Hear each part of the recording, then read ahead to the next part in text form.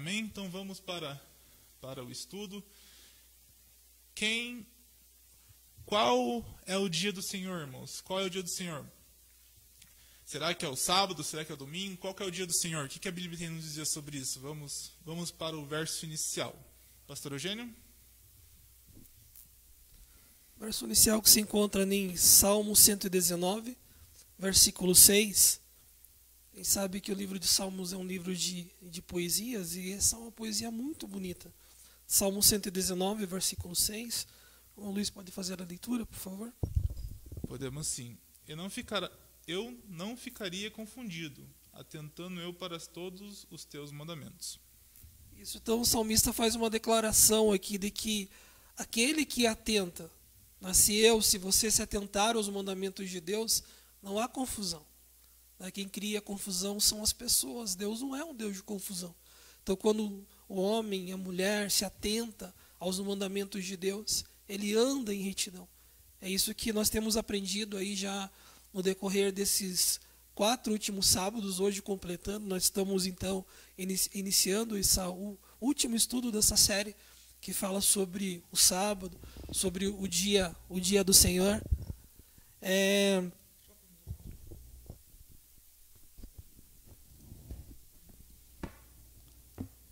Então, retomando, nós estamos nesse último sábado falando sobre...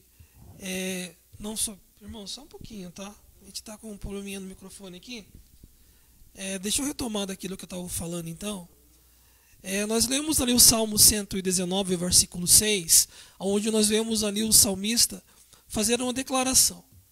Que se atentar à lei do Senhor, não há como ter confusão.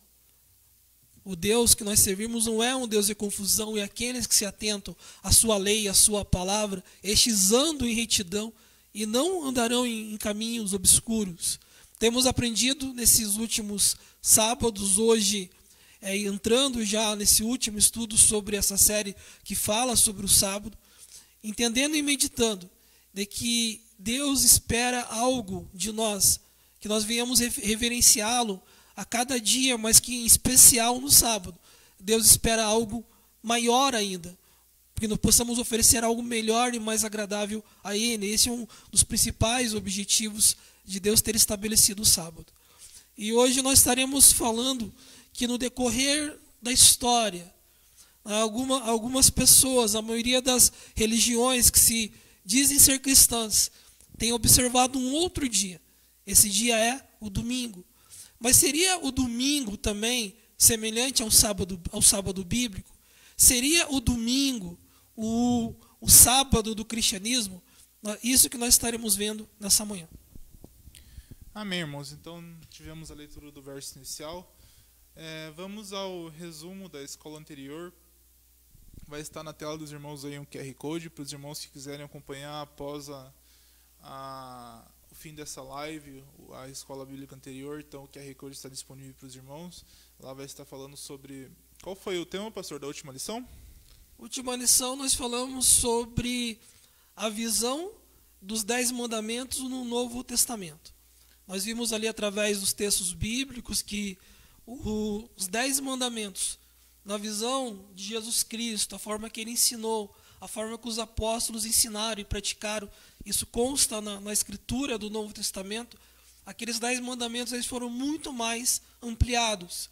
Então entendemos que a santa lei de Deus, os 10 mandamentos, escrito pelo dedo de Deus, entregue a Moisés aquele monte, ela permanece viva até os dias de hoje. Deus espera que os seus filhos aguardem. E vimos, a partir dos ensinamentos de Cristo, dos ensinamentos dos apóstolos, que esses mandamentos eles foram ainda muito mais ampliados. Assim possamos guardar, observar e andar em retidão diante de Deus.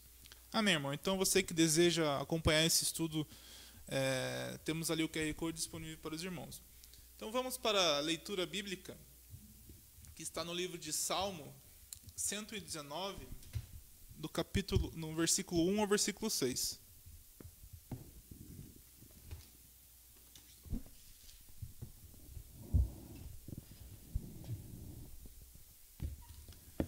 Salmo 119, do versículo 1 ao versículo 6.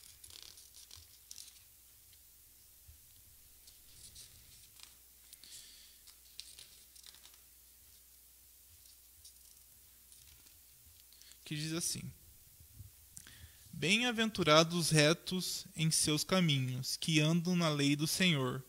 Bem-aventurados os que guardam os seus mandamentos, e os que buscam com todo o coração, e não praticam iniquidade, mas andam nos seus caminhos. Tu ordenastes os teus mandamentos para que diligentemente os observássemos. Quem dera que os meus caminhos fossem dirigidos a observar os teus mandamentos. Então não ficaria confundido, atentando eu para todos os teus mandamentos. Amém. Então o salmista expressa aqui a felicidade daquele que realmente compreende os mandamentos de Deus e assim os pratica. Que nós possamos estar meditando em cada um deles. O Senhor nos entregou 10 mandamentos. O Senhor nos falou que nós não devemos ter outros deuses diante dele, não devemos fazer imagens de esculturas para cultuá-las, não devemos tomar o nome do Senhor nosso Deus em vão, devemos estar guardando, santificando o sábado, honrando nossos pais, não matando, não adulterando, não furtando, não dando falso testemunho e não cobiçando as coisas alheias. Deus nos concedeu esses mandamentos para que pudéssemos, assim como o salmista falou, andarmos em retidão e assim estarmos agradando a Deus. Felizes, ou seja, bem-aventurados, são os que guardam os seus mandamentos e o buscam de todo o coração. Então, a santa lei de Deus, ela é algo que Deus deseja que ela esteja escrita no nosso coração. Porque se tivermos a palavra de Deus, os seus mandamentos escondidos em nosso coração, como o próprio salmista diz, nós não iremos pecar contra o Senhor. Amém. Então temos algumas perguntas, é isso, pastor? Por que a maioria das igrejas cristãs guarda o domingo? A palavra o domingo está na Bíblia? Jesus mandou guardar o domingo? O que podemos dizer sobre essas perguntas, pastor? Isso, sobre a primeira pergunta, por que a maioria das igrejas cristãs guardam o domingo? No decorrer do estudo nós vamos chegar ao conhecimento, entendimento porquê disso. Quanto à segunda pergunta, que nos fala, a palavra domingo está na Bíblia? Isso eu já posso responder desde agora, irmãos. A palavra domingo não está na Bíblia. Nos textos mais tradicionais da Bíblia, você não vai encontrar essa palavra. E por que não existe essa palavra? Simplesmente porque a palavra no tempo bíblico realmente ela não existia. Na Bíblia, no tempo, quando escrita ali os evangelhos e também os escritos mais antigos, foram utilizados ali 2 idiomas principais, o hebraico e o grego, alguns textos no aramaico. E daí no hebraico, no grego ou no aramaico se encontra essa palavra domingo. Nem como palavra e nem como dia. Você não vai encontrar o dia de domingo na Bíblia. Então, não. A palavra domingo, o dia de domingo, não consta na Bíblia, nos textos mais tradicionais da Bíblia. Também, sobre Jesus mandou guardar o domingo, não também encontramos informação alguma bíblica, fundamento bíblico algum sobre isso. Sobre Jesus estar mandando guardar o domingo. Então, biblicamente, nós podemos ver ali no Novo Testamento, de Mateus, Apocalipse, não existe nenhuma ordenança de Jesus e nenhuma ordenança de apóstolo ou discípulo, membro da igreja, que venha dar uma ordem, uma ordenança de fazer do domingo um dia de guarda. Mas teremos mais informações no decorrer do estudo. Amém, irmãos. Louvado seja Deus. Então vamos para os textos bíblicos sobre o primeiro dia da semana. Isso. Esses 8 textos bíblicos que estão aí na tela, esses são textos que não vão falar do domingo, como já disse, o domingo não está na Bíblia, Mas a Bíblia ela traz uma referência sobre o início de cada semana. Desde do Gênesis nós temos como informação de que Deus fez os céus e a terra em 7 dias, e no decorrer do tempo, né, a humanidade se organizou em dias semanais, em semanas de 7 dias. E nós vemos pela Escritura que a palavra designada para o início da semana era o primeiro dia da semana. Nós encontramos isso como referência em Mateus capítulo 28, versículo 1, Marcos capítulo 16, versículo 2, Marcos capítulo 16, versículo 9, Lucas capítulo 24, versículo 1, João capítulo 20, versículo 1, João capítulo 20, versículo 19. O texto de Mateus 28, como também Marcos 16 e Lucas 24, esse texto nós observamos ali que na manhã do primeiro dia da semana, as mulheres tendo ali pegado dos perfumes, dos ungüentos, elas tinham a intenção de ir até o túmulo de Jesus para estar ungindo o seu corpo.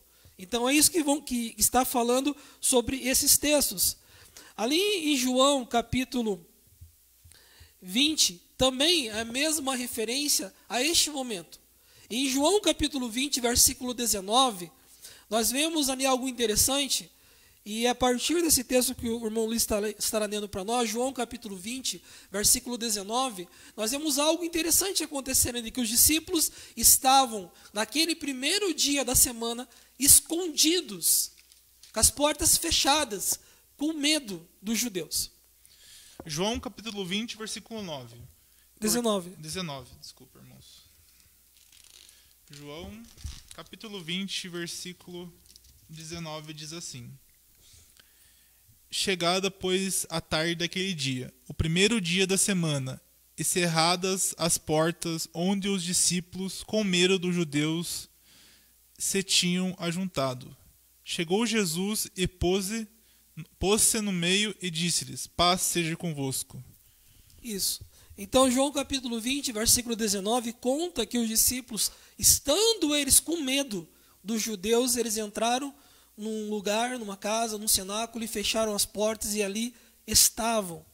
Pela manhã, a Bíblia nos fala que, estando ali as mulheres no túmulo, não encontraram o seu corpo. Pela manhã, a Bíblia nos fala que, indo, então Pedro e João até o sepulcro, não encontraram o corpo.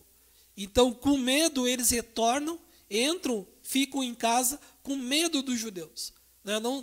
Não entendendo eles ainda aquilo que tinha acontecido, até que então Jesus se apresenta a eles, e eles então compreendem, vê com os próprios olhos que o mestre tinha ressuscitado. O que tem, irmãos, por que nós separamos esses textos? Não simplesmente para nós vermos que a palavra domingo não está na Bíblia, que domingo, como é conhecido hoje como sendo o início da semana, no tempo bíblico, o início da semana era chamado de primeiro dia da semana.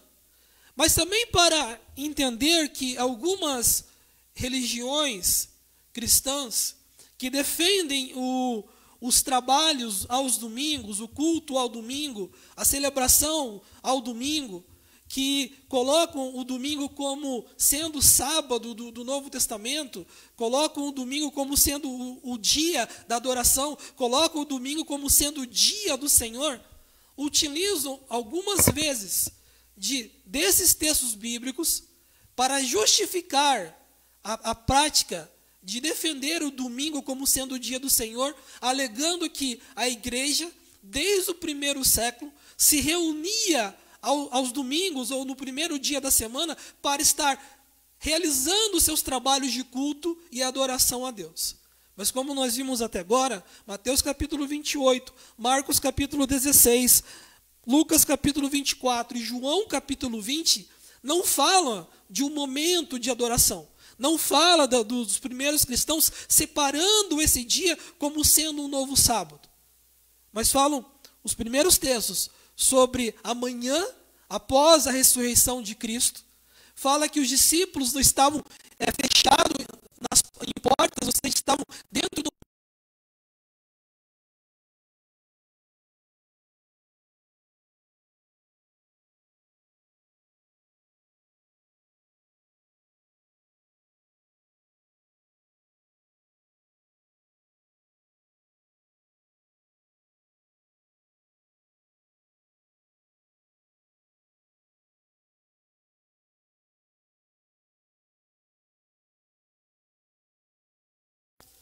a dizer que a igreja no primeiro século se reunia no domingo para adoração. Será que é isso mesmo? Vamos meditar nesse texto? Atos capítulo 20, versículo 7. Atos capítulo 20, versículo 7. Travou, mas continua online ainda. Irmãos, a gente está tendo alguns probleminhas aqui com o computador hoje. Caso não esteja ao vivo, os irmãos avisem para nós que como foi semana passada que caiu. Atos capítulo... Voltou, Diego? Atos capítulo 20, versículo 7 diz assim: E no primeiro dia da semana, ajuntando-se os discípulos para partir o pão, Paulo, que havia de partir no dia seguinte, falava com eles e prolongou a prática até meia-noite. Irmãos, essa simples referência que traz aqui sobre o partir o pão, estando então os discípulos naquele primeiro dia da semana se juntaram para partir o pão. Essa referência para alguns grupos religiosos é tido como sendo a ocasião da Santa Ceia. Então, sim, alguns grupos religiosos, ao ler esse texto, entendem que os discípulos se reuniram no primeiro dia da semana para estar partindo o pão, ou seja, para estar celebrando a Santa Ceia. Será que é isso mesmo? Quando nós lemos primeiro aos Coríntios, capítulo 11, quando Paulo é enfático em estar falando de como deveria ser celebrada a Santa Ceia, ele fala assim, olha, assim como recebi do Senhor, isso também vos ensinei, que o Senhor Jesus, na noite que foi traído, tomou o pão e também o cálice, partiu e ceou com seus discípulos. Então Paulo, ele é específico, quando ele escreve nos primeiros Coríntios, sobre em que ocasião Jesus partiu o pão, na noite que ele foi traído.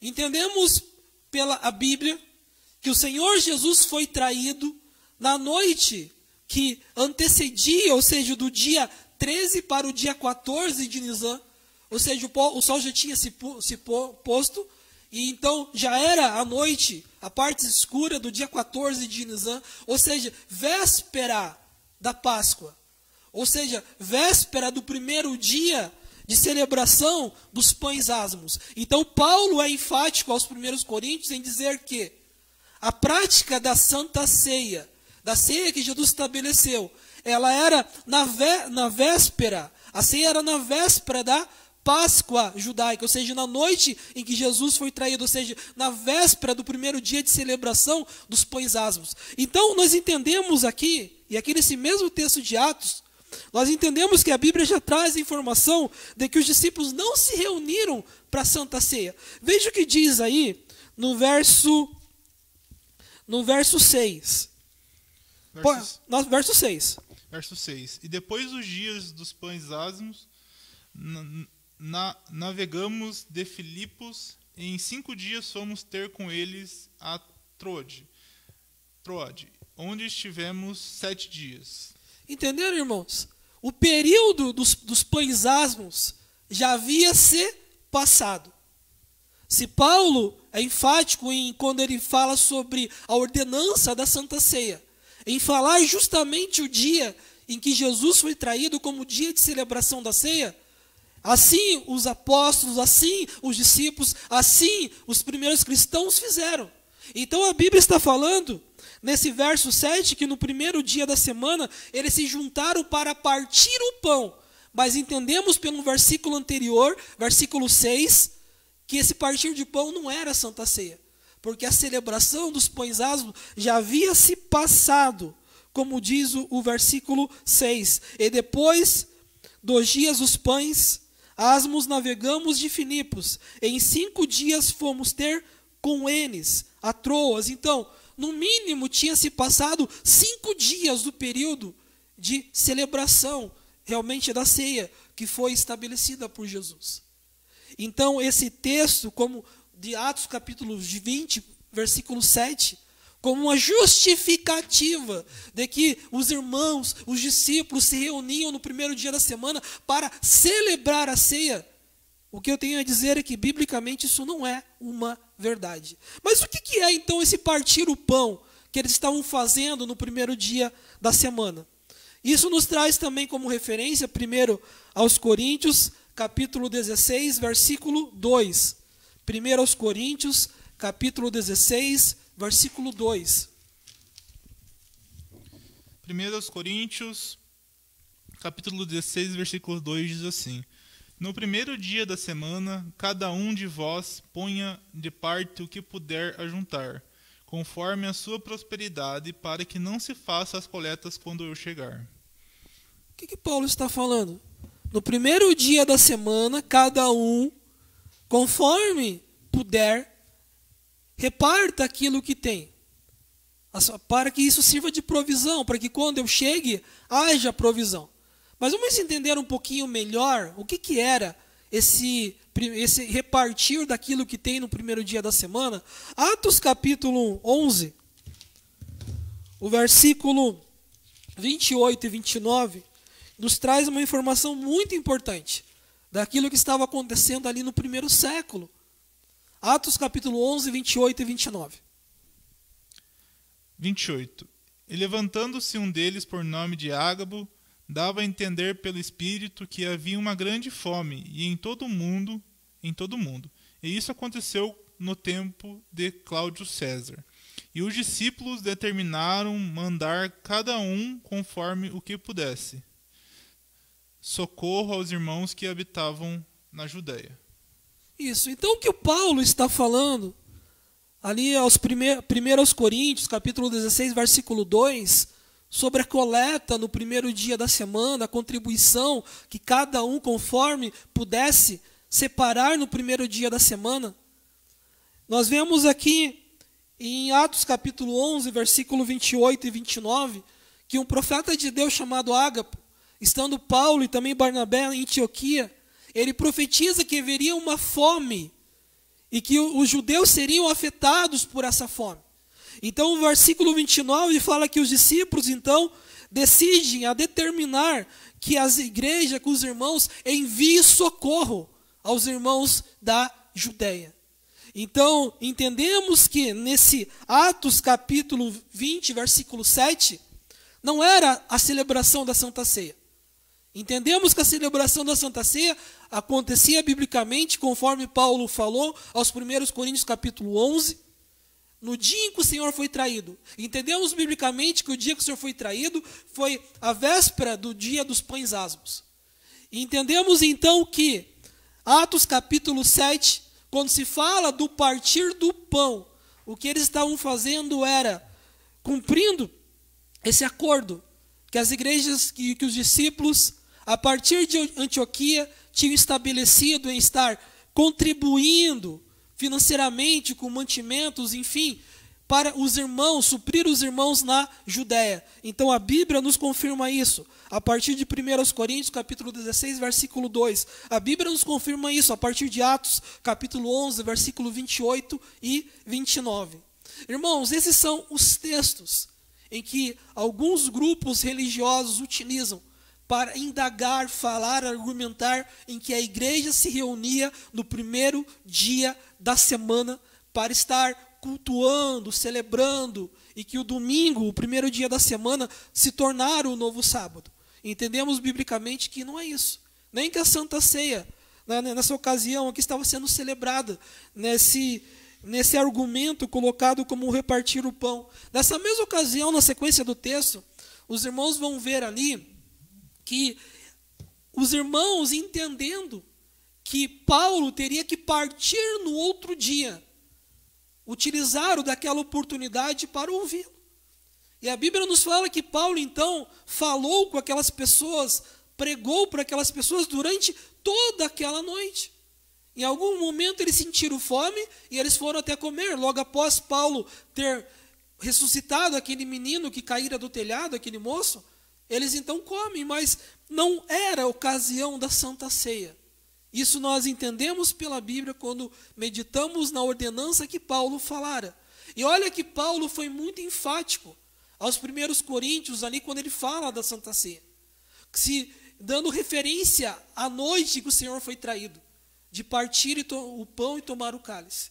Se Paulo julgasse que fosse importante que a igreja tivesse estabelecido o primeiro dia da semana para estar celebrando a ceia, com certeza ele teria sido enfático também quando ele escreve aos 1 Coríntios capítulo 11. Então, não há argumento bíblico para justificar em dizer que o domingo, ele substitui o sábado no cristianismo, que o domingo é o dia do Senhor. Mas nós vamos seguir agora com o estudo, entrando agora na parte histórica, para estarmos entendendo por que a maioria das igrejas cristãs, então, guardam o domingo. O que a história tem a nos dizer sobre isso? Eu quero até combinar com os irmãos. A partir de agora nós teremos algumas telas que elas são textos, porque é muito conteúdo. Então, possivelmente eu e o Luiz vamos sumir aqui da tela para que os textos estejam maior ao seu alcance. Então, pega o celular na sua mão, deixa pertinho de você e acompanhe esses textos históricos. O que a história tem a nos dizer sobre a mudança do sábado para o domingo? Como que ela aconteceu? Mas antes disso, o Luiz estará então agradecendo aos irmãos que até agora têm nos acompanhado e já compartilhando algum versículo, algum comentário dos irmãos. Em seguida, nós entraremos no contexto histórico. Amém. Então temos aqui o irmão Tiago, que mandou seu Pai seja convosco, o irmão Ivo, a irmã Vitória, a irmã Maria Cristina, o irmão Everton, a irmã Ivanir. Amém, irmãos. Muito bom ter os irmãos conosco. Temos aqui também o irmão Tiago enviando uma contribuição. Ele diz assim: paz seja convosco. Na Bíblia judaica completa. Textos que foram lidos, Atos, capítulo 20, versículo 7, primeira carta de Paulo aos Coríntios, capítulo 16, versículo 2. Literalmente, a saída do sábado, isto é a noite de sábado. Pelo sistema bíblico e judaico de contagem dos dias, eles têm início ao pôr do sol. Portanto, quando o texto nos diz que os crentes se reuniram no primeiro dia da semana, significa na noite de sábado, não no domingo. Feliz sábado. Muito obrigado, irmão Tiago, pela contribuição. Amém, irmãos. Você que tem desejo de contribuir conosco, tem vontade de mandar sua participação, envie. Com muita alegria receberemos e leremos aqui para os irmãos.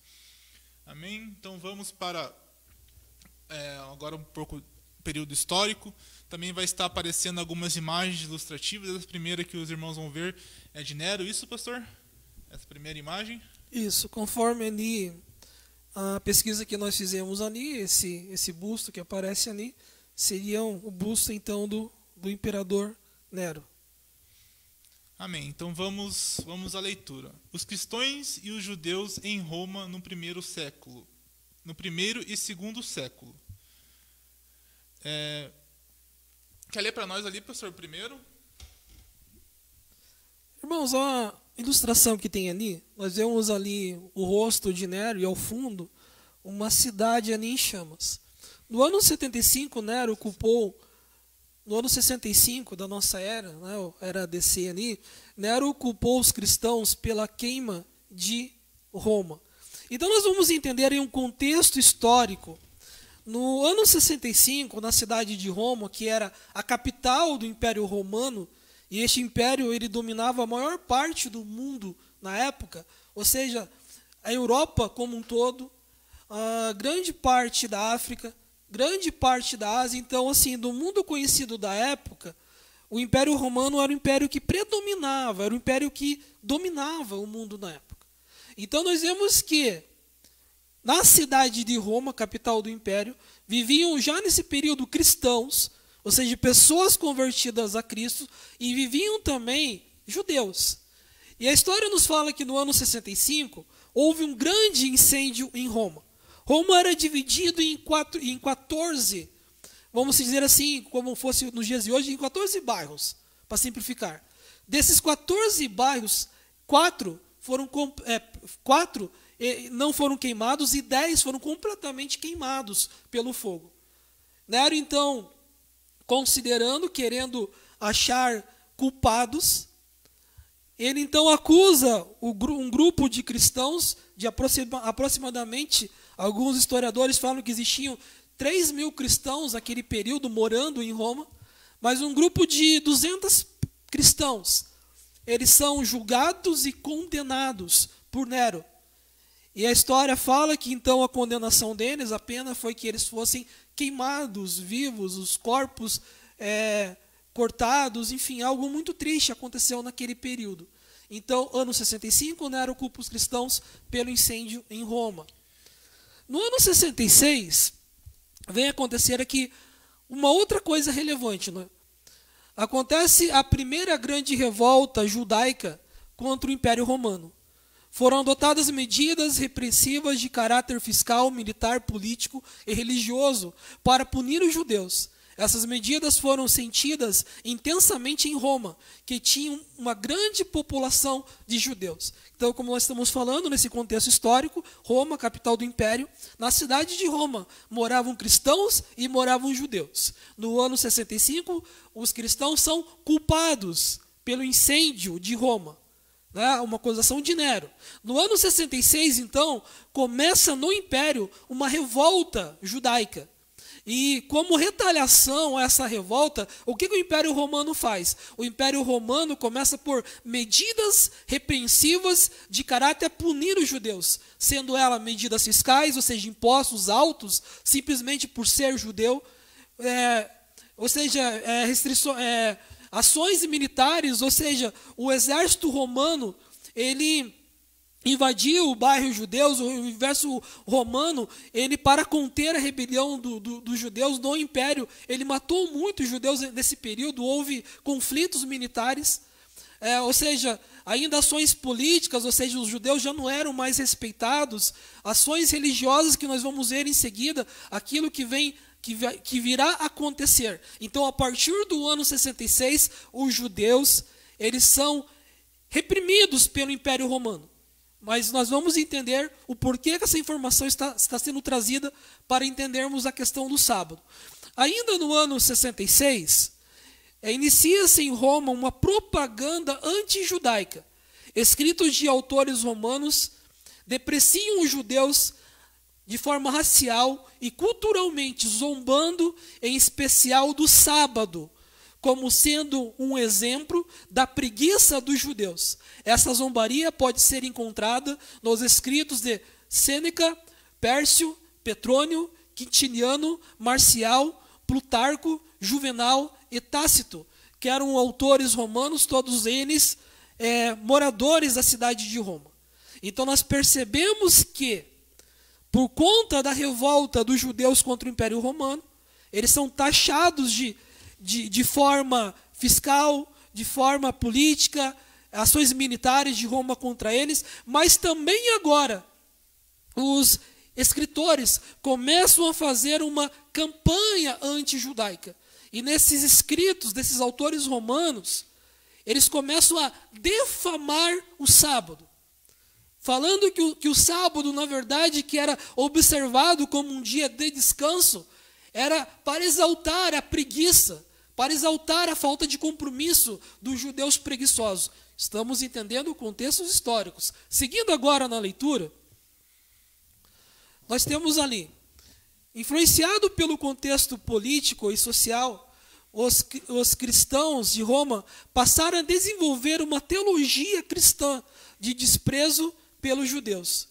Justino Marte, um líder da igreja em Roma, escreveu na metade do segundo século e disse que a observância do sábado era uma ordenança mosaica, temporária, e que Deus expôs exclusivamente aos judeus como uma marca para separá-los para a punição que tanto merecem por suas infidelidades. Então, a igreja em Roma, ela toma algumas ações. está faltando informação ali, Luiz? Volta um pouquinho para mim. Na tela anterior, porque eu tinha trazido um pouco mais do contexto histórico depois do ano 66, e eu não estou vendo aí.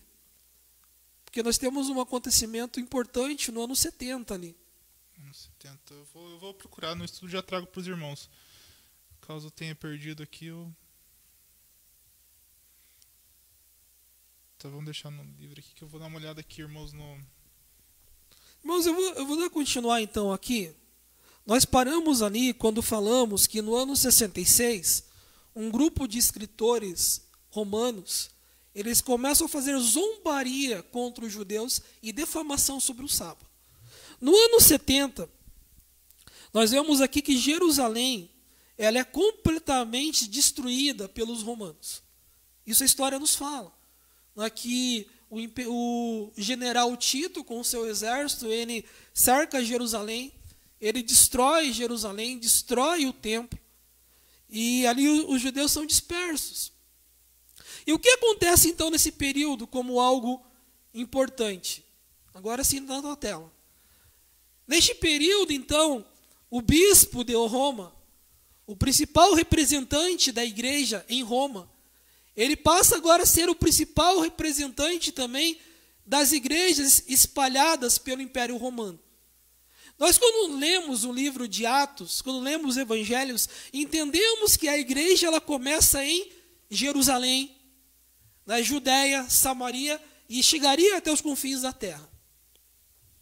Então, até esse período, o ano 70, conforme comprova ali o livro de Atos, capítulo 15, todas as ordenanças da igreja, elas vinham de Jerusalém, da igreja de Jerusalém.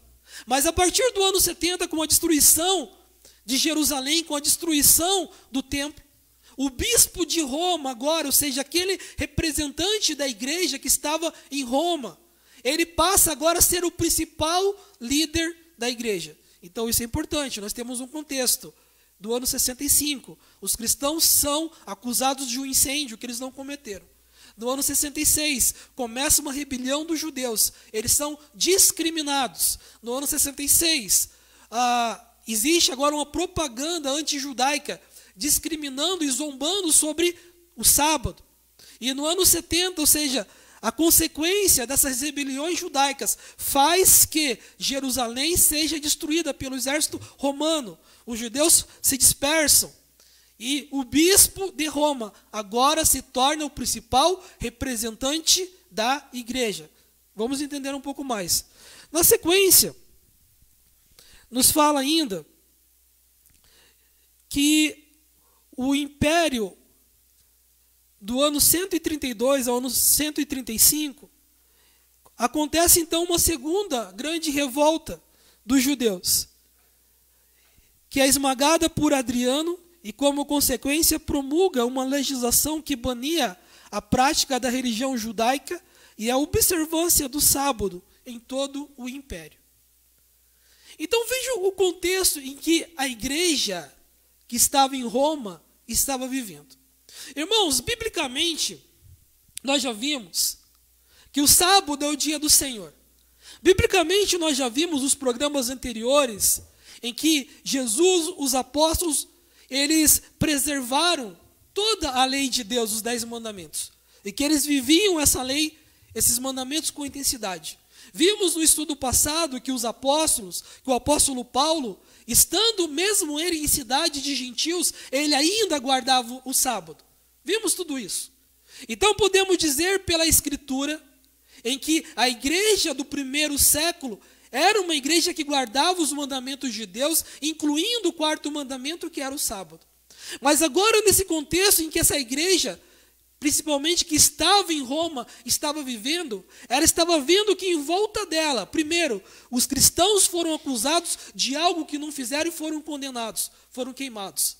Agora ela estava vendo que um outro grupo de pessoas, que igualmente como eles, também guardavam o sábado, estavam sendo perseguidos pelos romanos. De forma de impostos, de forma militarmente, estavam sendo esmagados. E que agora havia no Império Romano uma proibição de que os judeus cultuassem, que os judeus guardassem o sábado. Então, para aquele grupo de cristãos que estavam em Roma, era esse contexto que eles estavam vivendo. Vamos pensar o seguinte: olha, se nós já fomos acusados, tempos atrás, 5 anos antes de Jerusalém ser destruída, 1 ano antes de ser proibido, né, pelos judeus aí, algum período antes de ser proibido aos judeus o culto ao sábado, a celebração ao sábado, o que nós estamos inseridos nesse mesmo contexto? Começou-se então a se perguntar: será realmente que é necessário guardar o sábado? Poderemos estar sendo inseridos no mesmo risco, nos levantando contra o Império Romano, que já está proibindo os judeus de guardar o sábado e cultuar a Deus no sábado? Será isso mesmo? Então começa a se fazer questionamentos dentro da igreja em Roma, se realmente era necessário guardar o sábado. Veja que havia motivo: medo da punição, medo de serem entendidos como aquele movimento que todos sabiam e tinham conhecimento, que era um movimento que nasceu em Jerusalém, que nasceu na Judéia, que foi chamado durante tantos anos como a seita dos nazarenos. Esse movimento agora em Roma não queria ser confundido como um movimento que existia há tanto tempo, que era o grupo dos judeus. Então a igreja em Roma, diante desse cenário, ela começa a tomar algumas medidas. Vamos ver agora as medidas tomadas pela igreja em Roma, nesse contexto em que ela estava vivendo, onde as pessoas que estavam guardando o sábado, principalmente os judeus, estavam sendo reprimidas. Medidas tomadas pela igreja em Roma. O Luiz fará essa leitura para nós, irmãos. Influenciada pelo contexto político e social, os cristãos de Roma passaram a desenvolver uma teologia cristã de desprezo pelos judeus. Justino Martim, um líder da igreja em Roma, que escreveu na metade do século II, disse que a observância do sábado era uma ordenança mosaica, temporária, que Deus impôs exclusivamente aos judeus como uma marca para separá-los para a punição de que tanto merecem por suas infidelidades. Bom, isso é uma referência a Ezequiel capítulo 20, que nós já estudamos aqui em estudos anteriores. Ezequiel capítulo 20, versículo 12 e versículo 20, onde fala que o sábado é um sinal entre Deus e os seus filhos, para que sirva como uma aliança, para que todos saibam que Deus é o Senhor deles.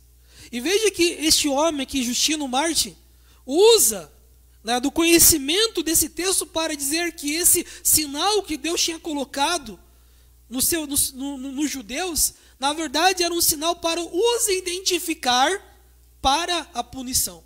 Veja agora que estavam se utilizando, os líderes da igreja em Roma, utilizando da própria Bíblia para estar mudando o sentido dela.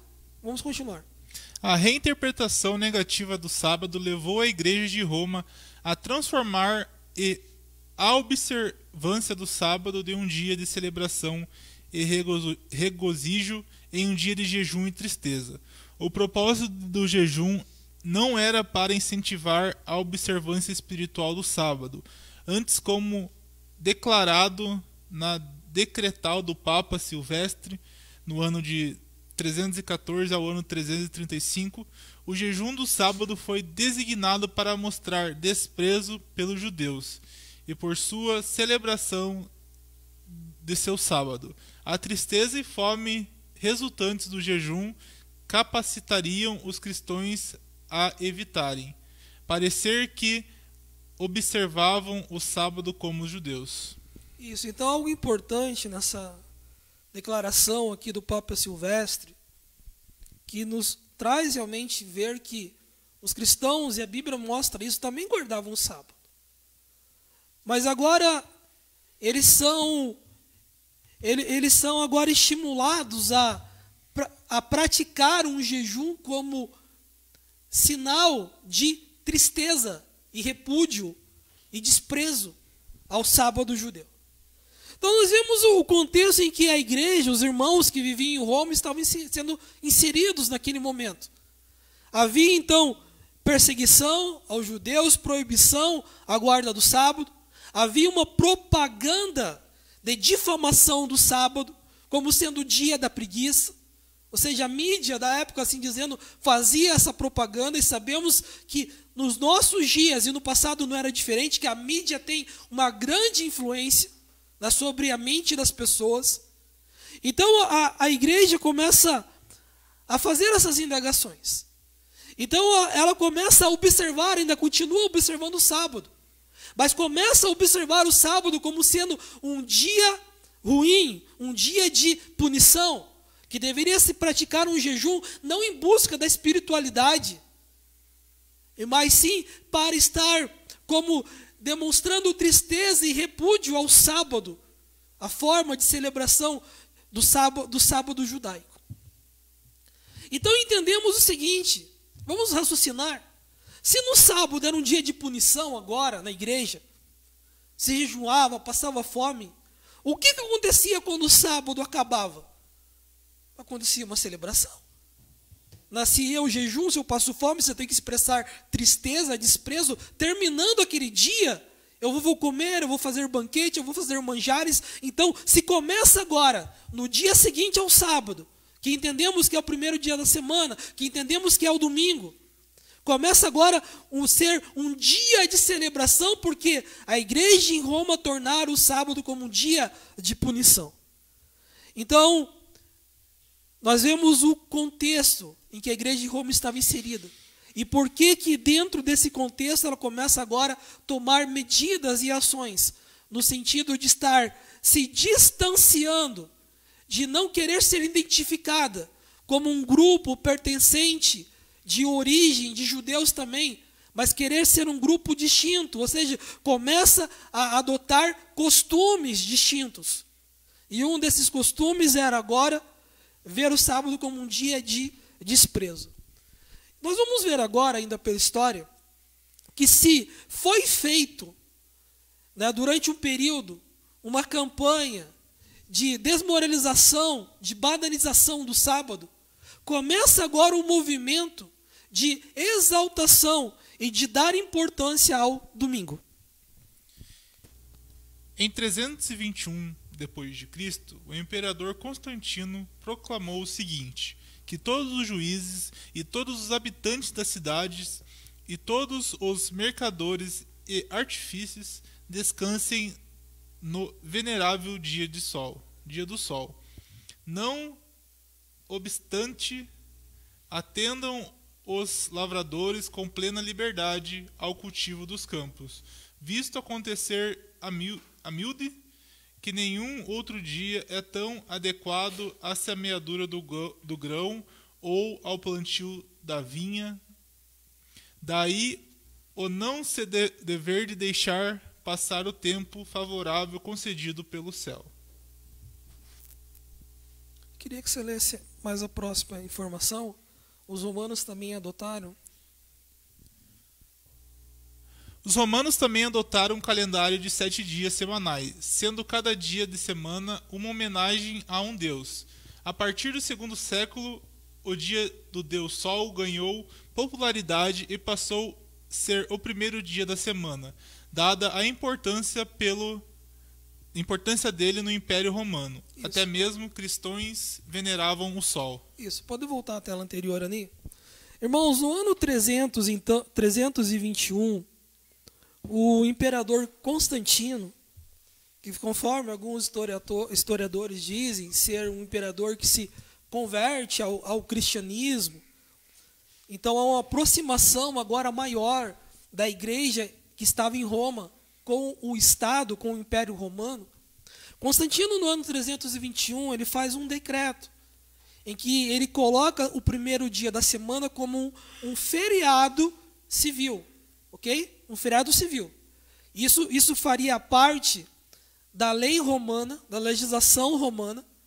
Legislação essa que a história mostra que influenciou, muitas das nações que se seguiram, no mundo depois.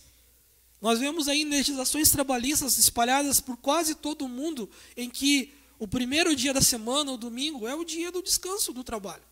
Isso começou em Roma, no ano 321. Só que havia um motivo para isso. A quem que Constantino queria homenagear? Será que ele estava preocupado com os trabalhadores, com os escravos, em estar separando o primeiro dia da semana para um feriado, para um descanso? Não.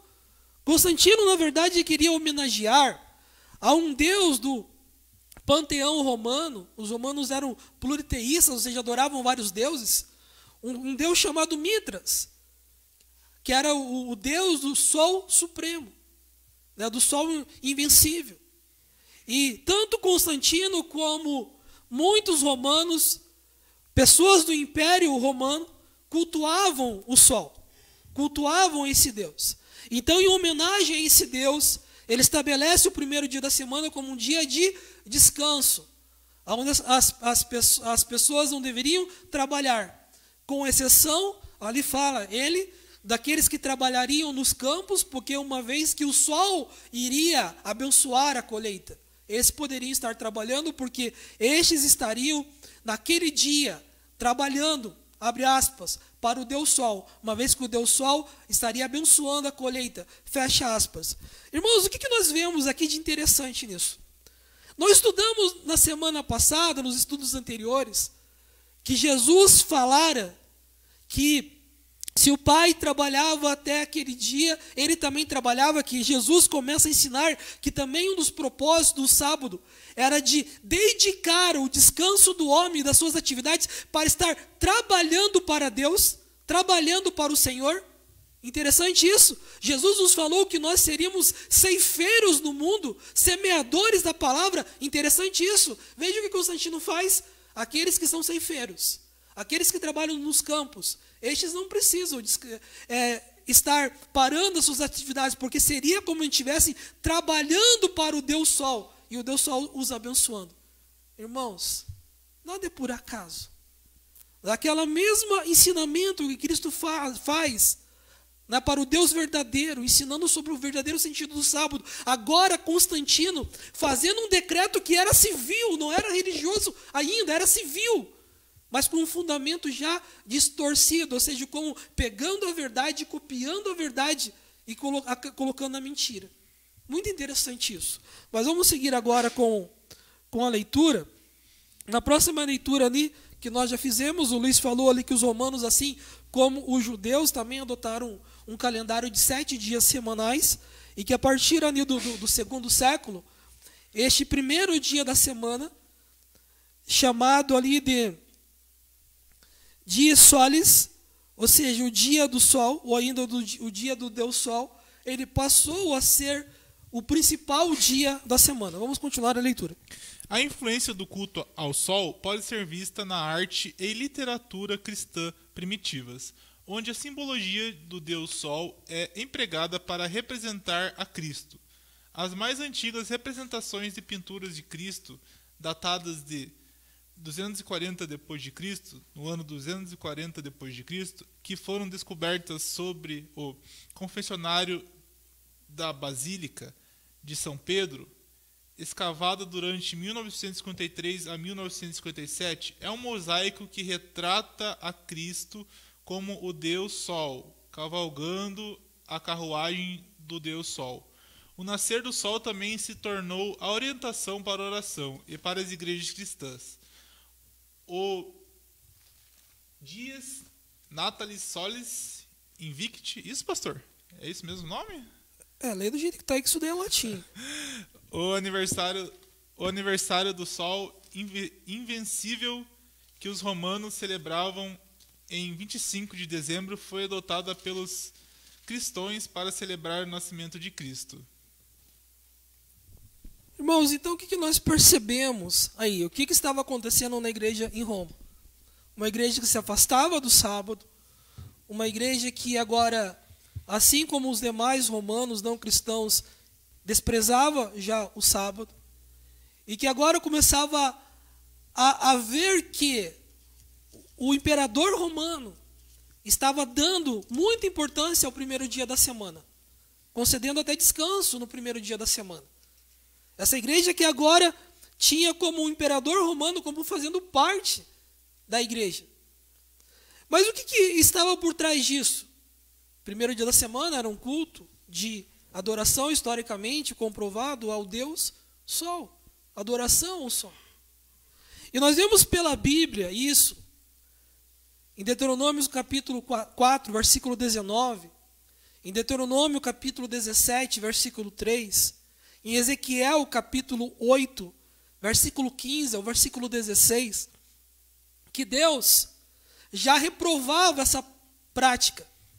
Que desde os tempos antigos, Deus já tinha orientado a Israel, aos seus filhos, que não adorassem o sol. Depois você pode pesquisar esses textos. Vou repetir. Deuteronômio capítulo 4, versículo 19. Deuteronômio capítulo 17, versículo 3. Ezequiel capítulo 8, versículo 15 e 16. Deus proíbe a prática de adoração ao sol. É abominável diante de Deus essa prática de cultuar os elementos do céu como sendo Deus. Mas nós vimos uma referência ali de que se passa então a ter visto com bons olhos aquele descanso no primeiro dia da semana. Se começa então a aproveitar daquele tempo livre para estar se reunindo, para então, vamos dizer assim, cultuar então a Deus, se tinha tempo livre para isso. E começa a se observar agora, o que é esse Deus Sol, né, que os romanos cultuaram? O que é esse Deus Sol que os gentios cultuam? Então algumas pessoas, assim como Constantino, que se converteram ao cristianismo, mas que trouxeram com eles uma bagagem do paganismo, passaram a tentar mostrar que esse tal sol, na verdade, era o próprio Senhor Jesus. É isso que o Luiz trouxe de informação ali, o desenho que foi encontrado ali, esculpido, desenhado na Basílica de São Pedro, sendo que essa ilustração ela tem como origem os primeiros séculos. E qual que é a base bíblica para isso? Nós vimos que foi usada uma base bíblica distorcida de Ezequiel capítulo 20 para dizer que o sinal de Deus era um sinal de maldição. Malaquias capítulo 4, versículo 2, nos fala: mas para vós temei o meu nome, nascerá o sol da justiça, a salvação trará debaixo das suas asas, e crereis com os bezerros do cevadouro.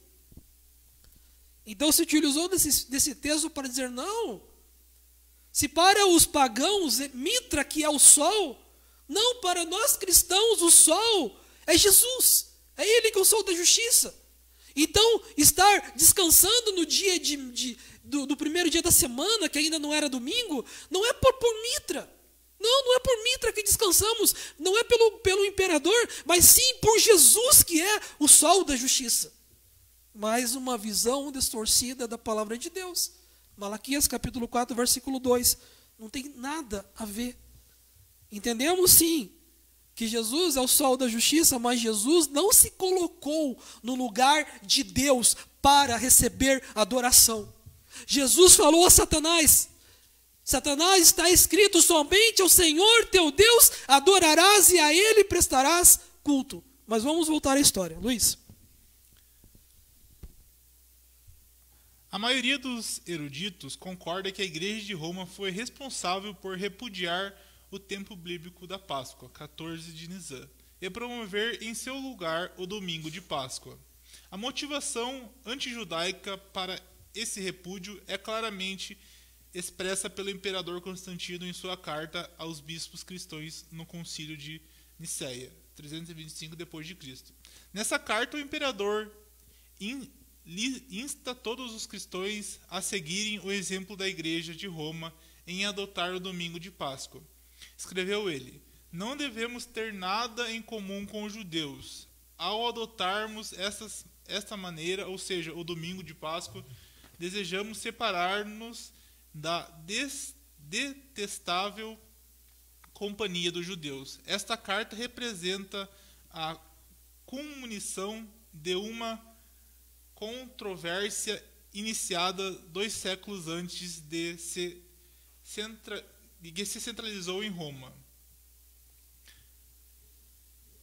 Isso, pastor? Isso, nós vemos então aqui que mais uma vez, né, Constantino tomando aí como um papel de ser também um líder na igreja. Constantino se torna um líder na igreja, ou seja, ele era o imperador, ele era respeitado no império. E se dizia ser cristão. Então ele começa a dar, vamos dizer assim, pitaco. Ele começa então a dar instruções. E uma das instruções ele fala o seguinte: olha, por que há confusão religiosa nas igrejas que não estão em Roma? Irmãos, quando nós vamos para a Bíblia, nós vemos que a igreja começa em Jerusalém, como eu já disse. Como nós vemos como referência, por exemplo, ao Apocalipse, que ele escreve às igrejas da Ásia Menor, enfim, as igrejas espalhadas ali na Ásia. Quando nós vemos o apóstolo Paulo que, indo nas cidades ali dos gentios, se estabelece também grupos de cristãos. Então, fora de Roma, existia também outros grupos de cristãos, que ainda igualmente celebravam a Páscoa, como Paulo falara que Cristo é a nossa Páscoa. Também ali no dia 14 de Nisão, seja com a celebração da ceia. Mas em Roma não. Por questão da conveniência, né, de o domingo ser feriado, pela interpretação de que Jesus tinha ressuscitado no primeiro dia da semana, começa agora então a se celebrar a ressurreição de Jesus no primeiro dia da semana. Ou seja, nós estamos falando de se começar a dar importância ao domingo. Irmãos, a Bíblia nos fala nos evangelhos que, e terminando então o sábado, despontando o primeiro dia da semana, indo as mulheres até o sepulcro, viram que a pedra já tinha sido removida. Ou seja, estando ainda escura, é o que o texto nos fala nos evangelhos, indo as mulheres ao sepulcro, a pedra já estava removida. Ou seja, dando a entender pela Bíblia que Jesus ressuscita ao final do sábado. Ainda não tinha amanhecido o primeiro dia da semana, porque ainda estava escura, mas a pedra já estava removida. Ou seja, o Senhor já tinha ressuscitado. Mas agora, usando de um pretexto, de um argumento em que Jesus ressuscitara no primeiro dia da semana, a igreja em Roma começa a exaltar ao domingo. E celebrando então a Páscoa, que historicamente, biblicamente, sempre celebrada no dia 14 de Nisan, do dia 14 para o dia 15, eles começam a celebrar essa Páscoa num domingo, como sendo o domingo da celebração, o domingo da ressurreição. Isso não é bíblico. Vamos seguir, Luiz. Amém. Então, ali em 364 depois de Cristo, o Concílio de Laodiceia confirmava a guarda do domingo e anamatizava a guarda do sábado. O que significa isso? Em 364, agora o concílio das igrejas se reúne na Odisseia. Confirma esse concílio, a guarda do domingo e anamatizava, ou seja, tornava anátema aquele que guardava o sábado. Pode continuar, Luiz. Em 380 depois de Cristo, o imperador Teodósio I estabeleceu que a única religião de Estado seria o cristianismo de Nicéia e baniu qualquer outro culto. Assim, em 3 de novembro de 383, o Dies Solis passou a ser denominado oficialmente Dies Dominica, Dia do Senhor, em todo o Império Romano. No entanto, a denominação pagã alusiva ao sol foi preservada tanto em inglês, Sunday, como em alemão, Sonntag, e demais línguas germânicas. Então, em 380, esse concílio aqui, ele Em 380, o imperador Teodósio I estabelece como sendo o cristianismo a religião oficial do Estado. E bane, então, qualquer outro tipo de culto, estava proibido. Então, em 3 de novembro de 383, a Igreja Romana, ela muda o nome do primeiro dia da semana, que ali no calendário romano era chamado de Dia Solis, ou seja, o dia do Deus Sol, para agora ser chamado Dies Dominica, que significa, na tradução, o significado, o dia do Senhor, que é Dies Dominica, domingo, o dia do Senhor. Então, aquele primeiro dia da semana, na Bíblia, passou a se chamar-se pelos romanos, em culto a Mitra, ao Deus Sol, Dies Solis, e agora pela igreja romana, já aqui paganizada, começa a chamar o primeiro dia da semana que já se cultuava, já se guardava, já se celebrava, já se argumentava ser o dia da ressurreição. Passa a chamar esse primeiro dia da semana de domingo, dia do Senhor. Seguindo, Luiz. 387 d.C., em outro decreto romano, o domingo é chamado o dia do Senhor. Isso constitui o reconhecimento legal do nome cristão para o dia, usado por cristãos a partir da metade do primeiro século. Pode continuar ali. Em 392 d.C., outro decreto romano proíbe nesse dia todos os espetáculos que poderiam desviar o comparecimento nos mistérios da religião cristã. A legislação dominical do Império Romano nunca retrocedeu. Isso, então, veja só que coisa interessante. Em 321 começa com um decreto apenas civil, uma lei civil de descanso. A igreja começa a adotar esse dia e dar importância a esse dia como um dia de celebração, como disse, argumentando de ser o dia da ressurreição. Se passa então a observar a Páscoa também nesse dia, e não no dia 14 de Nisan. Agora, a igreja, nesse concílio que nós lemos ali do dia 3 de novembro de 383, muda o nome desse dia para domingo, ou seja, Dies Dominica, como sendo o dia do Senhor. Em 387, agora o Império Romano reconhece, ou seja, olha, chega desse negócio de Dies Solis. A igreja falou que é o dia do Senhor, muda o nome de vez para domingo. É isso que o Império Romano faz. E em 392, agora o Império Romano proíbe que, neste dia, que era já um feriado ali civil, que se tornara um feriado religioso para a igreja romana, agora o Império Romano proíbe nesse dia que seja feita qualquer outra atividade, para que as pessoas tenham tempos disponíveis para estar comparecendo à celebração religiosa nesse dia.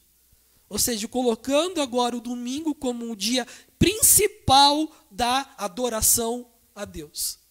Irmãos, o que nós vimos até agora, neste momento, e já nos cabe uma reflexão, já temos entendido isso, quem que foi responsável da mudança do sábado para o domingo? É a Bíblia? A Bíblia traz uma informação sobre isso? Não. Jesus falou algo sobre isso? Não. Os apóstolos falaram algo sobre isso? Não. Nós vemos que os homens assim fizeram, por conveniência, porque não queriam ser confundidos como judeus, porque começaram a entender que o culto ao Deus Mitra, na verdade, era um culto a Cristo que os pagãos não entendiam, não compreendiam. Passaram a entender que o primeiro dia da semana realmente deveria ser importante para ser guardado, pois, ora, era o dia da ressurreição. Ou seja, falsos argumentos, interpretações errôneas, não vindas de Deus, mas das mentes e dos corações dos homens. Vamos seguir, Luiz, para nós finalizarmos a parte histórica? Os registros históricos revelam ainda que alguns cristãos gentios, motivados pelo ódio, começaram a abandonar o quarto mandamento, alegando o desvencilhar de qualquer relação com os judeus, e eles se basearam no extremismo farisaico e nas campanhas antissemíticas. O próprio bispo Eusébio de Cesareia demonstrou esse comportamento. Ele disse: todas as coisas, qualquer que seja, que forem estabelecidas para serem realizadas no sábado, nós as transferimos para o dia do Senhor, domingo, mas como sendo o mais digno e apropriado e também o mais importante, inspirador e precioso que o sábado judaico. Irmãos, Eusébio, um bispo da igreja dos primeiros séculos, ele admite: nós mudamos, nós homens, nós mudamos, a igreja romana mudou. O dia de celebração, aquilo que acontecia no sábado para o domingo. E daí cabe aqui uma reflexão também importante, porque Eusébio não está na Bíblia. Pode procurar, não tem esse Eusébio na Bíblia. Onde eu quero chegar com isso?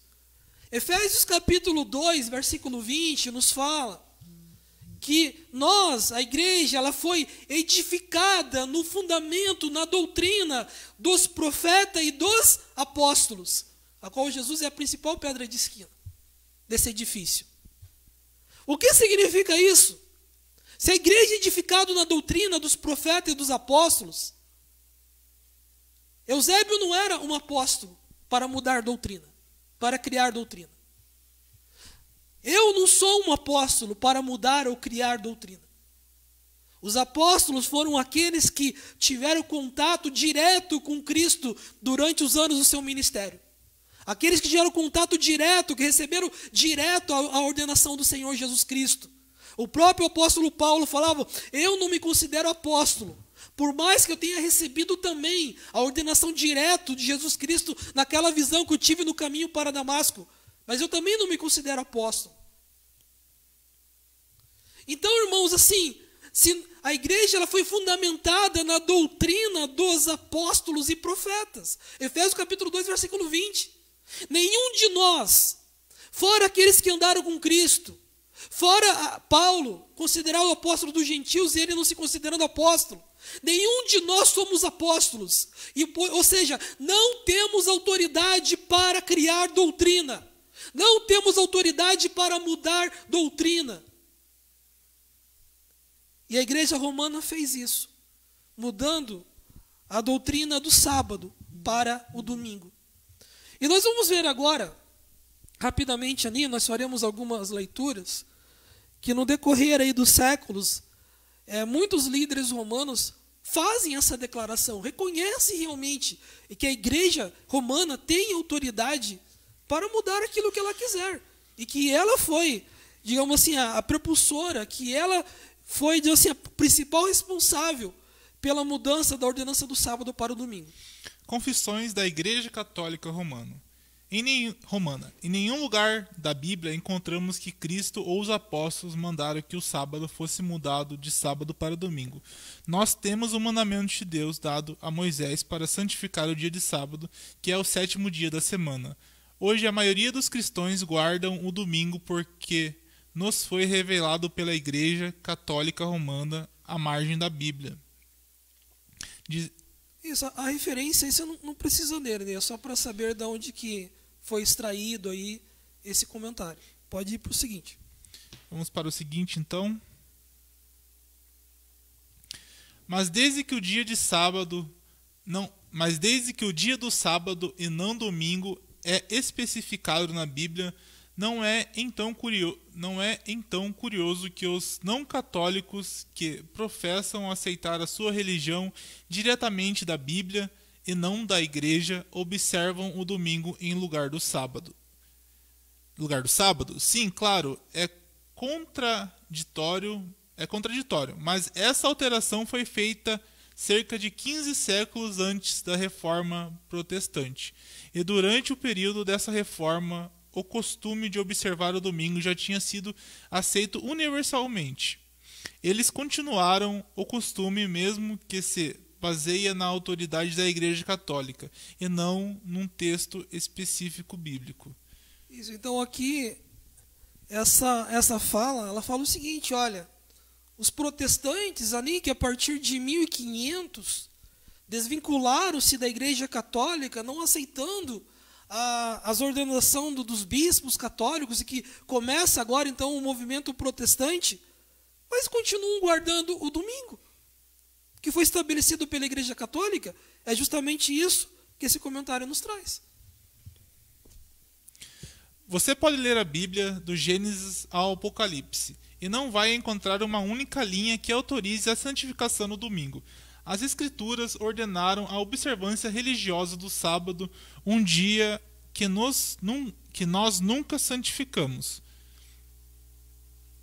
Pode seguir. Lembrando que esses são comentários de líderes católicos, declarações no decorrer dos séculos. Fazemos bem em recordar aos presbiterianos, batistas, metodistas e todos os demais cristãos que a Bíblia não aprova em nenhum lugar a observância do domingo. O domingo é uma instituição da Igreja Católica Romana, e aqueles que observam este dia observam um mandamento da Igreja Católica.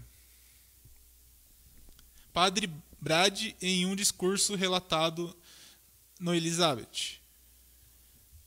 Vamos seguir?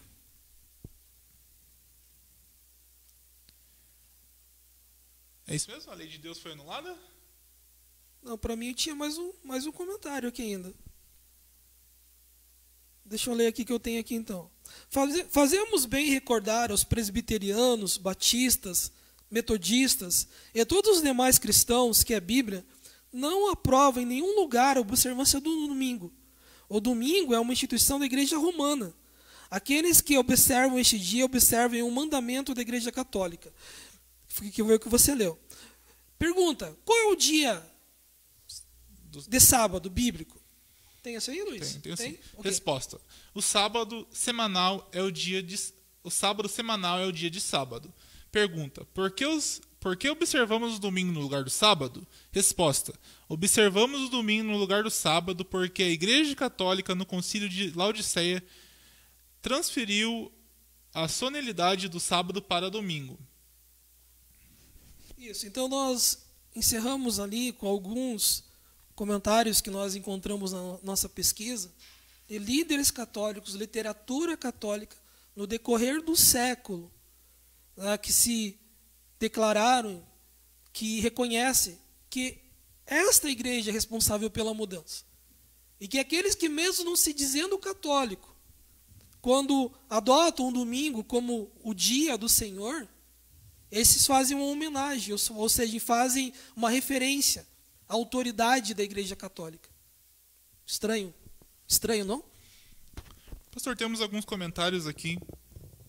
A irmã Fábio diz assim: abertamente a Igreja Católica declara que os cristãos guardam o domingo por conta das mudanças que eles mesmos mudaram a lei de Deus. Muito obrigado pelo comentário. Ao findar do estudo estaremos lendo os irmãos que mandaram seu Pai seja convosco aqui também, irmãos. Então vamos... A lei de Deus foi anulada pela fé? Vamos finalizando então o contexto histórico, onde vimos ali quem foi o responsável pela mudança da observação do sábado para o domingo. É importante nós dizermos que no decorrer dos séculos, sempre houve um povo fiel à vontade de Deus. Quando nós vemos ali o livro de Apocalipse, quando nós vemos depois ali um texto que nós vamos entrar ali do profeta Daniel, sempre houve nos séculos um povo fiel à vontade de Deus. Conforme nós vamos ler no final do estudo lá, Apocalipse capítulo 14, lá o versículo 12, que a perseverança dos santos está em aqueles que guardam os mandamentos de Deus e a fé em Jesus Cristo. Então, na história sempre existiu um povo fiel às ordenanças de Deus, que continuaram a guardar os mandamentos, os 10 mandamentos. E nós vamos ver ainda hoje, rapidamente, que esses verdadeiros cristãos, eles foram perseguidos pelo Império Romano e depois pela Igreja Romana. porque não submeteram a sua vontade e a sua autoridade. Mas agora voltando para o texto bíblico, a argumentação bíblica, como nós já falamos até aqui, Jesus não mudou a lei de Deus. Os apóstolos não mudaram a lei de Deus. E agora nós vemos Paulo falando: podemos, pois, anular a lei pela fé? Podemos anular os 10 mandamentos pela fé? Então Paulo, ele pergunta, ele mesmo responde: anulamos a lei pela fé? Ele mesmo responde: de modo nenhum, antes estabelecemos a lei. Isso se encontra em Romanos capítulo 3, versículo 31. Quando se diz separados estão de Cristo, o que se justificam na lei, certamente ele não está falando dos 10 mandamentos, mas de outras leis que foram abolidas por Cristo, como a circuncisão. Então esse texto que fala, quando Paulo fala que separados estão de Cristo, aquele que se justifica na lei, se encontra lá em Gálatas capítulo 5, versículo 4, que nós rapidamente faremos a leitura.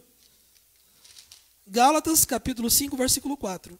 Separados estáis de Cristo, vós os que vos justificais pela fé, da graça tendes caído. Isso. É isso mesmo? Lê de volta para mim. Gálatas capítulo 5, versículo 4, isso? Isso. Separados estáis de Cristo, vós os que vos justificais pela fé, da graça tendes caído. Deixa eu ler na minha versão aqui, irmãos. Gálatas capítulo 5, versículo 4. Separados estáis de Cristo, vós que justificais pela lei, da graça tendes caído. Então, Paulo aqui ele não está falando dos 10 mandamentos. E por quê? Nós entendemos isso. Porque na sequência, nós vamos ver ali no versículo 6, porque em Jesus Cristo nem a circuncisão, nem a incircuncisão tem virtude alguma, mas sim a fé opera pelo amor.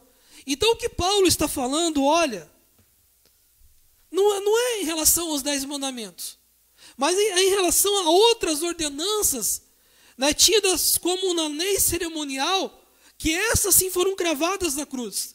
Mas sim, ainda é necessário nós não adulterarmos, ainda é necessário nós não matarmos, ainda é necessário nós honrarmos o pai e a mãe, ainda é necessário termos o único Deus, não fazer imagem de escultura, ainda é necessário nós estarmos não tomando o nome de Deus em vão, ainda é necessário a não praticar a mentira, é necessário guardar o sábado, ou seja, os 10 mandamentos.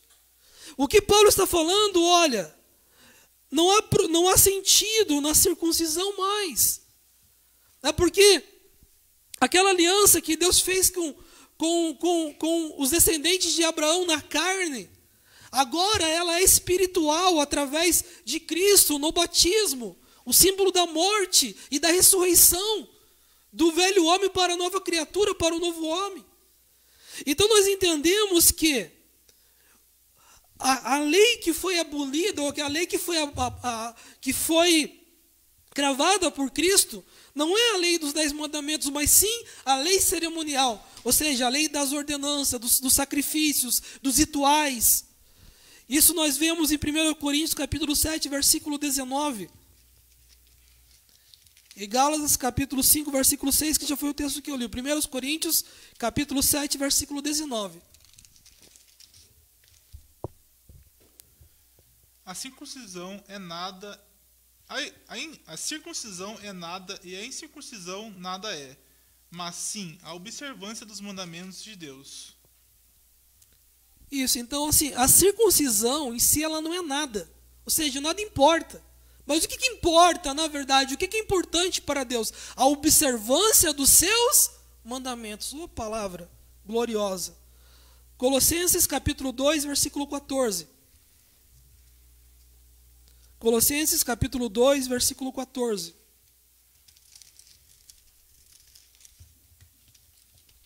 Se achar, pastor, pode ler, por favor.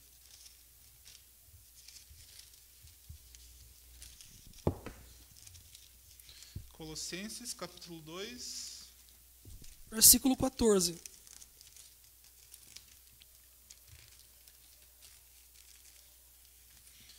capítulo 2, versículo 14. Diz assim. Colossenses, capítulo 2, versículo 14. Havendo riscado a cédula que era contra nós nas suas ordenanças, a qual de alguma maneira nos era contrária, e atirou do meio de nós, cravando-a na cruz. Isso, então Paulo fala aqui de uma cédula condenatória.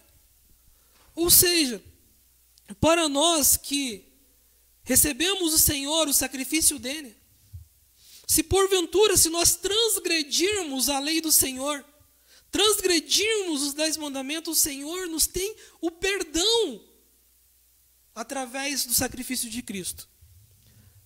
Ou seja, se nós pecamos, o Senhor nos perdoa. Se nós pecamos contra a lei de Deus, o Senhor nos perdoa através do sacrifício de Cristo. Mas a mesma Bíblia nos fala que aquele que vive de forma demasiada no pecado, este vive na iniquidade. E este torna o sacrifício de Cristo nulo, em vão, porque pratica o pecado. Então vemos aqui que, estamos entendendo que a lei, ela é estabelecida pela fé. Temos entendido que a lei, os 10 mandamentos, não foi cravada na cruz, não foi abolida por Jesus. E temos agora em Hebreus capítulo 9, do versículo 11 ao versículo 15, que nos fala: mas vindo Cristo, o sumo sacerdote dos bens futuros, por um maior e mais perfeito tabernáculo, não feito por mãos, isso não é desta criação, nem por sangue de bodes, nem por bezerros, mas pelo próprio sangue, entrou uma vez no santuário, havendo efetuado uma eterna redenção. Porque o sangue dos touros, dos bodes, e a cinza de uma novilha, parzida sobre os imundos, os santifica quanto à purificação da carne. Quanto mais o sangue de Cristo, pelo Espírito eterno, que se ofereceu a si mesmo imaculado a Deus, nos purificará nossas consciências das obras mortas, para servirdes ao Deus vivo. Por isto é mediador de um novo testamento, para que, intervindo a morte para a remissão das transgressões que havia debaixo do primeiro testamento, os chamados recebam a promessa da herança da vida eterna. Então o que o escritor de Hebreus faz? Ele começa a mostrar que os rituais, que os sacrifícios, que o sacerdócio levítico, as ordenanças ao sacerdócio levítico, tudo isso fazia parte de um tempo passado. Que Cristo agora é o sacrifício perfeito. Que aqueles holocaustos, os animais, já não eram mais necessários. Que as ordenanças ao sacerdócio levítico haviam se passado. E que agora o novo sacerdote, segundo a ordem de Melquisedeque, é a principal ensino da carta aos Hebreus, um novo sacerdote agora se levanta. E este sumo sacerdote, quando viveu aqui na terra, quando vemos pelos evangelhos, esse não aboliu a lei de Deus. Como já lemos tantas vezes em Mateus capítulo 5, versículo 17, quando Jesus fala: eu não vim para abolir a lei ou os profetas, mas eu vim para cumprir. E nós vemos o exemplo disso. Irmãos, nós estaremos indo agora rapidamente para um gráfico, e depois eu gostaria, bom, ali não está como um gráfico, né? Ficou ali como uma tabela, de um lado e de um outro ali, mas nós vamos fazer aqui um exercício rápido, porque temos aí defendido biblicamente que os 10 mandamentos são válidos. E nós vamos ver ali, nessa tabela que se encontra na sua tela, a diferença dos 10 mandamentos que continuam válidos com a lei cerimonial, que foi sim abolida por Jesus a partir do seu sacrifício. Então, aí para você, eu não sei como está, mas para mim aqui do meu lado esquerdo eu tenho a coluna dos 10 mandamentos, e do lado direito a coluna da lei cerimonial, e vamos ver a diferença entre elas. Eu vou ler então os 10 mandamentos e o irmão Luiz sobre a lei cerimonial. Vamos ver as diferenças então. Os 10 mandamentos é chamado a lei real, conforme Tiago 2,8. Lei cerimonial é chamada a lei que consiste em ordenanças. Efésios 2, versículo 15. Os 10 mandamentos foi proferido por Deus, conforme Deuteronômio, capítulo 4, versículo 12 e 13. Lei cerimonial era transitória. Hebreus capítulo 9, versículo 9 ao versículo 10 e Hebreus capítulo 10, versículo 1. Os 10 mandamentos foi escrito por Deus em tábuas de pedra. Êxodo capítulo 24, versículo 12. Lei cerimonial era uma célula de ordenanças. Colossenses capítulo 2, versículo 14. Os 10 mandamentos foi escrita pelo dedo de Deus. Êxodo capítulo 31, versículo 18. Lei cerimonial foi escrita por Moisés em um livro, segunda Crônicas, capítulo 35, versículo 12. Os 10 mandamentos foi posta na arca da aliança. Êxodo capítulo 40, versículo 20, 1 Reis 8, versículo 9, Hebreus 9, 4. Lei cerimonial foi posta ao lado da arca. Deuteronômio 31, do 24 ao 26. Os 10 mandamentos é a lei perfeita. Salmo 19, 7. Lei cerimonial, nenhuma coisa aperfeiçoou. Hebreus capítulo 7, versículo 19. Os 10 mandamentos deverá permanecer firme para sempre. Salmo 111, 7 e 8. Lei cerimonial foi cravada na cruz. Colossenses capítulo 2, versículo 14. Os 10 mandamentos não foi abolido por Cristo. Mateus 5, 17. Lei cerimonial foi abrogada por Cristo. Efésios capítulo 2, versículo 15, Hebreus capítulo 7, versículo 18, Hebreus capítulo 9, versículo 12. Os 10 mandamentos deveria ser engrandecido por Cristo. Isaías 42, 21. Lei cerimonial foi tirada por Cristo. Colossenses capítulo 2, versículo 14 e Hebreus capítulo 9, do versículo 11 ao versículo 15. Os 10 mandamentos comunicam o conhecimento do pecado. Romanos 3, versículo 20 e ainda Romanos 7, versículo 7. Lei cerimonial foi instituída em consequência do pecado. Levíticos capítulo 3 a 7. Isso então que nós temos ali, que os 10 mandamentos eles são perfeitos e que eles permanecem para sempre. E o último ali, informação muito importante, porque os 10 mandamentos eles foram deixados para o homem conhecer a vontade de Deus, conhecer aquilo que era pecado. Já a lei cerimonial, a lei das ordenanças, ela foi instituída em consequência, em punição ao pecado. Então, essa lei das ordenanças que Cristo cravou na cruz é essa que não tem mais validade. Mas entendemos que o sábado ele faz parte dos 10 mandamentos e que os 10 mandamentos não foi abolido por Cristo na cruz.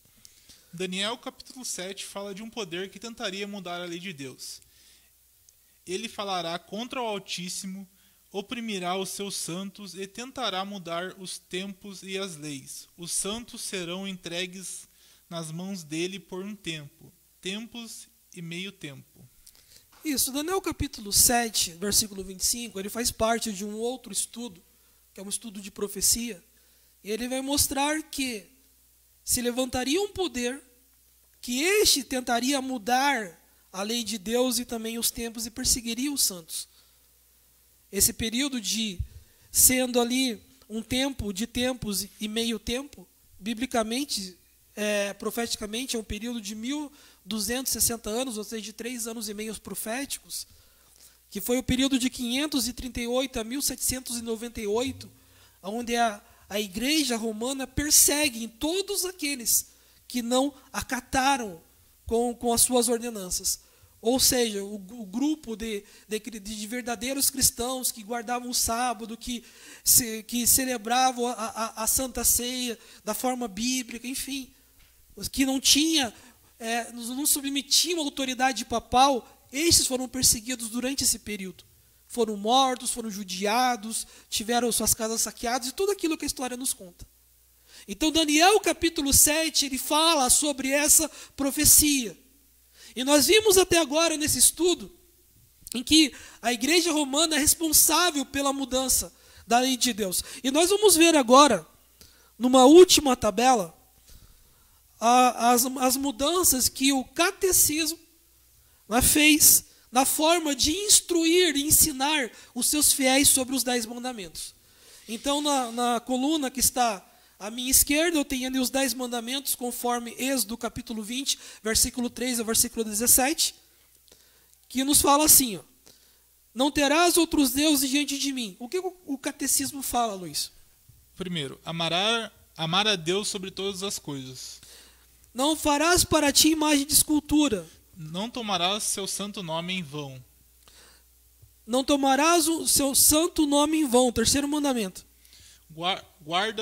Guardar domingo e festas. Quarto mandamento. Lembra-te do sábado para o santificar. Quarto mandamento. Lei catecista. Honrar pai e mãe. Quinto mandamento. Honrar pai e mãe. Quinto mandamento, segundo o catecismo. Não matarás. Sexto mandamento. Conforme a Bíblia. Não matarás. Sexto mandamento, segundo o catecismo. Não pecar contra a castidade.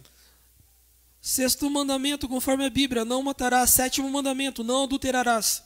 Sétimo mandamento, segundo o catecismo. Não furtarás. Oitavo mandamento, conforme a Bíblia, não furtarás. Oitavo mandamento, segundo o catecismo. Não levantar falso testemunho. Nono mandamento, conforme a Bíblia, não dirás falso testemunho contra o teu próximo. Nono mandamento, segundo o catecismo. Não desejar a mulher do próximo. Décimo mandamento, conforme a Bíblia, não cobiçarás as coisas do próximo. Não cobiçarás a mulher do próximo, ou seja, coisa alguma do próximo. Décimo mandamento, segundo o catecismo. Não cobiçar as coisas alheias. Isso, então o que nós observamos da forma que o catecismo ensina aos seus fiéis? Há uma diferença. Luiz, pode ler para nós ali o comentário? Por que o catecismo ensina dessa forma? O catecismo segue a divisão dos mandamentos estabelecidas por Santo Agostinho e que se tornou tradicional na Igreja Católica, extraído do Catecismo da Igreja Católica, edição revisada de acordo com o texto oficial em latim. Segundo, a informação está ali para os irmãos, o segundo mandamento que proíbe a adoração de imagens foi retirada. O terceiro tornou-se o segundo, o quarto tornou-se o terceiro, mas substituindo o sábado pelo domingo. Para manter os 10 mandamentos, o 10º foi dividido em 2. Isso, então, eles subtraíram, tiraram, excluíram o segundo mandamento, que fala sobre adoração às imagens, e já entendemos o porquê. Então, o quarto mandamento passa a ser, então, o terceiro, uma vez que eles tiraram ali o segundo. Mas colocando agora, substituindo a palavra sábado, o dia de sábado, pelo domingo. E acrescentando ali as festas católicas ali para ser guardadas. E para não ficar faltando um mandamento, eles pegam o último mandamento e dividem em 2, fazendo o 9º e o 10º mandamento. Então, comprova-se que pelo catecismo, a forma que a Igreja Católica instrui, ensina os seus fiéis, não é biblicamente correta, não é biblicamente o que está ali. Irmãos, nós temos então ali, para finalizar ali, na sua tela, as referências da pesquisa histórica que nós fizemos. Claro que toda pesquisa ali tem que ter uma referência, essas são volta nas referências lá, para eles. Essas são as referências históricas aí, da pesquisa que nós fizemos. E eu queria dizer para os irmãos, né, que existe ainda 2 outras referências que você pode estar pesquisando. É importante que você faça isso. O Papa João Paulo II, lá no dia 30/7 de 88, ele faz uma carta apostólica para a Igreja Católica, onde ele traz toda essa narrativa histórica e mistura com contextos bíblicos, né? Enfim, para justificar que realmente o domingo é o dia do Senhor. E que o domingo deve ser um dia guardado e celebrado para o culto, para a adoração, sendo o dia do Senhor. E isso começa a partir de 1988 com João Paulo II. Depois, no período aqui de Bento XVI, em 2008, ele volta a fazer uma nova afirmação, trazendo a importância do domingo. E agora, no dia 30 de setembro de 2019, o Papa Francisco, o atual Papa, ele traz novamente essa importância para os fiéis, decretando agora o domingo como sendo também, alguns domingos, se eu não estiver enganado, o terceiro domingo de cada mês, eu não posso afirmar isso, mas você pode procurar essa referência como sendo o dia da palavra de Deus. E por que isso, irmãos? Presta atenção nisso. Se lá desde o tempo do Império Romano foram colocados decretos e dado liberdade e instruído as pessoas estarem na igreja romana para estar celebrando as suas práticas, a sua liturgia, o que veio acontecendo no decorrer dos séculos, principalmente a partir do sistema capitalista? O domingo para as pessoas, mesmo sendo aqueles os católicos, começou a perder o sentido. Ou seja, se tornou um dia livre para as pessoas irem ao shopping, para as churrascarias estarem lotadas, ou seja, para um comércio em geral. Então, a partir de 1988, a Igreja Católica, percebendo que existem muitos fiéis católicos no mundo, mas as igrejas católicas não estão lotadas. Imagine que o catolicismo é uma das principais religiões do mundo, que o Brasil, aqueles que se declaram católicos, é grande parte da população. Então, se todo católico fosse para a igreja no domingo, como instrui o catecismo, as ordenanças católicas, não haveria nem condições de receber todos eles. E por quê? Porque eles não vão.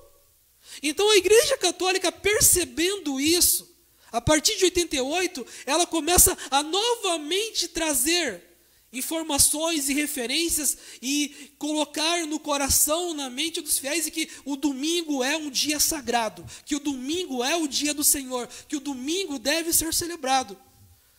Volto a dizer, você pode pesquisar. Carta do Papa João Paulo II, de 30/7/88, e carta do Papa Francisco, do dia 30/9/2019. Irmãos, eu quero concluir dizendo que durante esses 4 sábados, nós começamos desde a origem do sábado. Depois vimos ali a promessa e a forma que Deus tratou com o povo de Israel para que guardasse o sábado, mesmo antes dos 10 mandamentos serem escritos por ele. Quando o Senhor escreve ali o 4º mandamento, lembra-te do sábado para o santificar. Tem-se como conhecimento que o sábado já existia e biblicamente se comprova que já existia. Depois vimos em outro programa, em outra escola bíblica, a forma que Jesus, com os apóstolos, guardavam o sábado e guardaram o sábado. Depois vimos no programa da semana passada a forma que os apóstolos e que os discípulos guardaram todos os 10 mandamentos.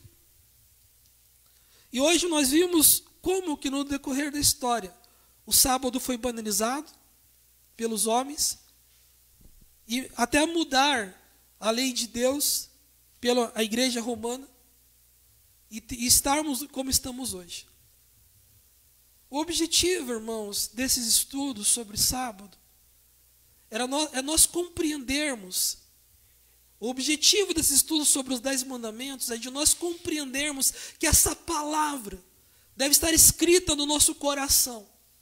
Que essa santa e perfeita lei de Deus deve estar escrito dentro de nós e que nós não podemos banalizar o sábado. O sábado é um dia de adoração. Sábado é um dia de celebração. Sábado é um dia de culto, de adoração a Deus. Sábado é um dia de estarmos na presença do Senhor. Então sábado não é um dia de comércio. Sábado não é um dia de negócio. Sábado não é um dia de buscar meus próprios interesses. Então, irmão, não banalize o sábado. Biblicamente, a igreja de Deus entende que o sábado começa ao pôr do sol da sexta-feira e vai até o pôr do sol do dia claro, que é o próprio sábado. Então não banalize o sábado. Não busque os seus próprios interesses. Não é dia de comprar, não é dia de vender, não é dia de fazer negócio. Eu lembro que no programa passado ou no programa anterior, eu falei, olha, no sábado você pode sair com a sua família, talvez, para ir num parque, ver a natureza de Deus, contemplar a criação. Mas eu não estou de maneira alguma, como eu falei, mudando a doutrina, porque eu não sou um apóstolo. Não há permissão alguma para você comprar ou fazer um negócio. Se o parque for pago, não vá, não entre, não é dia de negócio. Se você for para comprar talvez alguma coisa, um sorvete, alguma coisa, uma comida, não vá, não é dia de negócio. Ou seja, eu que guardo o sábado, você que guarda o sábado, você não pode dar margem, né, para aqueles que não entendem, que não têm o conhecimento, a não guardarem esse dia.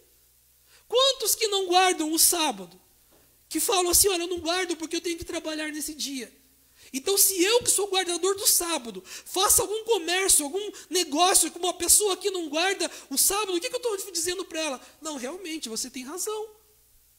Mas se eu não comprar de você no sábado, não fizer negócio com você no sábado, você vai morrer de fome, porque você trabalha no sábado. Irmãos, sábado é o dia do Senhor.